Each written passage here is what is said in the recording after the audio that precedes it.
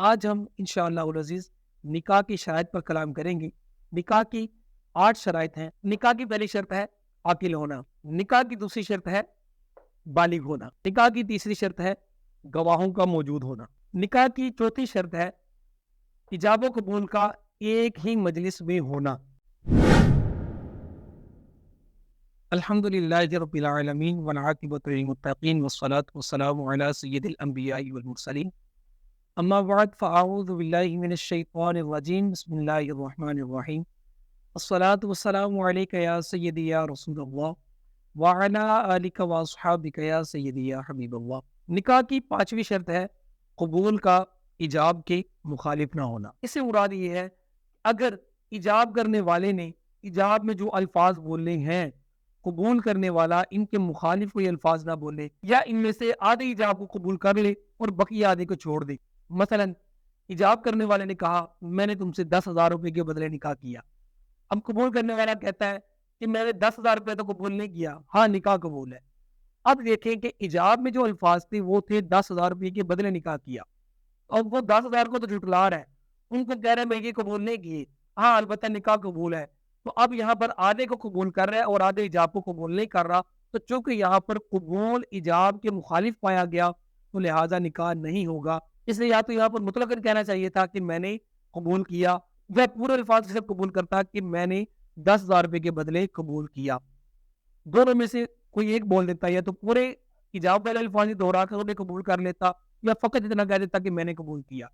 کیونکہ اس نے یہاں پر آدھے الفاظ کو جھٹلا دیا اور آدھوں کو قبول کر لیا، تو اب اس کا نکاح نہیں ہوگا کیونکہ یہاں پر شرط نہیں پائی گئی۔ نکاح کی شرط نمبر 6 ہے کہ لڑکی اگر بالغہ ہے تو اس کا راضی ہونا۔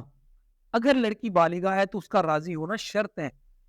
اب ہمارے ہاں بعض جگہوں پر ایسا ہوتا ہے کہ لڑکی نکاح پر راضی نہیں ہوتی، زبردستی اس کے ولی جو ہوتا ہے اس کی طرف سے خود سے ہی جاب و قبول کر لیتا ہے، یا جا کر کیا دیتا ہے کہ نکاح کروا دو مولوی صاحب، اور مولوی صاحب وہاں پر لڑکے کا نکاح پڑھا دیتے ہیں، قاضی صاحب نکاح پڑھا دیتے ہیں۔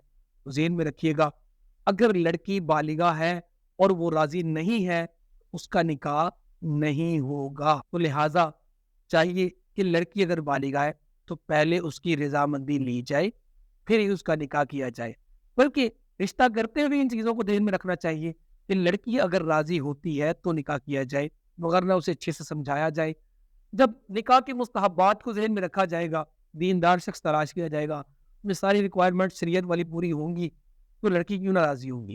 لیکن اس کے باوجود اگر لڑکی راضی نہیں ہوتی، دیر سے نکاح کرنا چاہتی ہے، یا اس کے ذہن میں کوئی اور شخص ہے اور واقعی وہ پابند شرع ہے اور کوئی حرام کاری والے معاملات نہیں ہے، تو والدین کو بھی چاہیے کہ اگر بہتر معلوم ہوتا ہے تو فقط انا کا مسئلہ نہیں بنانا چاہیے، اس کا نکاح وہاں کر دینا چاہیے۔ لیکن اگر وہ غیر شرعی معاملات میں پڑے ہوئے ہیں لڑکا لڑکی، اور کفر کا مسئلہ بھی آ رہا ہے اور والدین اس کو بہتر نہیں جانتے، تو پھر لڑکی کو بھی سمجھنا چاہیے کہ یہاں پر بھی یہ بھی انا کا مسئلہ نہ بنائے اور والدین کی رضا پر راضی ہو جائے کہ والدین کی رضا میں رب تعالیٰ کی رضا ہے۔ تو لڑکی اگر بالغہ ہے تو اس کا راضی ہونا شرط ہے۔ ولی کو ہرگز یہ اختیار حاصل نہیں ہے کہ وہ لڑکی کا اپنی مرضی سے بغیر اس کی رضا کے کہیں نکاح کر دے۔ شرط نمبر 7 یہ ہے کہ ایجاب یا قبول کی نہ تو کسی آئندہ زمانے کی طرف نسبت ہو اور نہ ہی کسی نامعلوم شرط پر یہ معلق ہو۔ اس سے کیا مراد ہے؟ مراد یہ ہے کہ نکاح کرنے والا کہہ رہا ہے میں نے آئندہ دن تم سے نکاح کیا، یا میں نے کل تم سے نکاح کیا، یا میں نے پرسوں تم سے نکاح کیا۔ الفاظ تو ماضی کے بول رہے ہیں، صیغہ ماضی کے ہی بول رہے ہیں، لیکن نسبت آئندہ زمانے کی طرف کر رہا ہے کہ میں کل تم سے نکاح کیا، یا پرسوں تم سے نکاح کیا، یا ہفتے کے دن تم سے نکاح کیا جو آنے والا ہفتہ ہے۔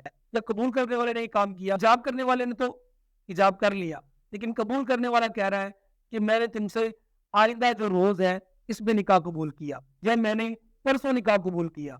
اب کیا تو بول رہا ہے، ماضی کا صیغہ تو بول رہا ہے، لیکن آئندہ زمانے کی طرف نسبت کر رہا ہے، تو ہم کہیں گے نکاح نہیں ہوا، کہ نکاح کے انعقاد کے لیے آئندہ زمانے کی طرف نسبت نہ ہونا شرط ہے۔ اور اسی طرح نامعلوم شرط پر معلق نہ ہو۔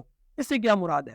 اس سے مراد یہ ہے کہ وہ کہتا ہے اگر زید آیا تو میں نے تم سے نکاح کیا، یا اگر زید نے کھانا کھایا تو میں نے تم سے نکاح کیا۔ اب پتہ ہی نہیں ہے زید آئے گا کب، پتہ ہی نہیں ہے زید کھانا کھائے گا کب، پتہ نہیں ہے فلاں شخص وہ کام کرے گا کب۔